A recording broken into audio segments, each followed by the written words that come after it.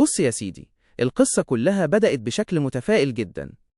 جيرونا كان مستني الظهور الأول لمارك أندري تير شتيجن بحماس كبير، حارس خبرة واسم تقيل، والناس كانت شايفة إن وجوده هيضيف استقرار وثقة لخط الدفاع.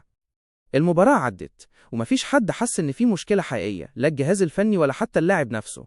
الإصابة ما كانتش باينة خالص وقتها. بعد الماتش بقى الأمور أخدت اتجاه مختلف تماما. الفحوصات الأولية اللي اتعملت للحارس الألماني طلعت بنتائج مقلقة، وصفتها مصادر قريبة من النادي إنها صادمة. الإصابة عضلية، بس مش بسيطة زي ما كان متخيل، وفي انطباع جوه جيرونا إن الموضوع ممكن يكون أخطر من المتوقع. شبكة كادينا سير الأسبانية نقلت إن التقديرات الأولية بتتكلم عن غياب ممكن يوصل لشهرين كاملين، وده رقم كبير جدا خصوصا لحارس جاي علشان يلعب أساسي ويشيل ضغط مرحلة مهمة من الموسم. لو الكلام ده تأكد في الفحوصات النهائية، جيرونا هيبقى قدام أزمة حقيقية، لأن الخطة كلها كانت مبنية على خبرة تير شتيجن وتأثيره داخل الملعب وغرف الملابس. القلق مش فني بس، في كمان كلام قانوني وتنظيمي.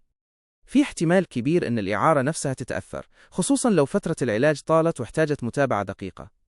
ساعتها ممكن برشلونة يطلب رجوع اللاعب بدري علشان يتعالج تحت إشراف جهازه الطبي، مش علشان يشارك، لكن علشان يضمن إنه يرجع جاهز للموسم اللي بعده. جوه جيرونا الحالة العامة اتقلبت من فرح لصدمة.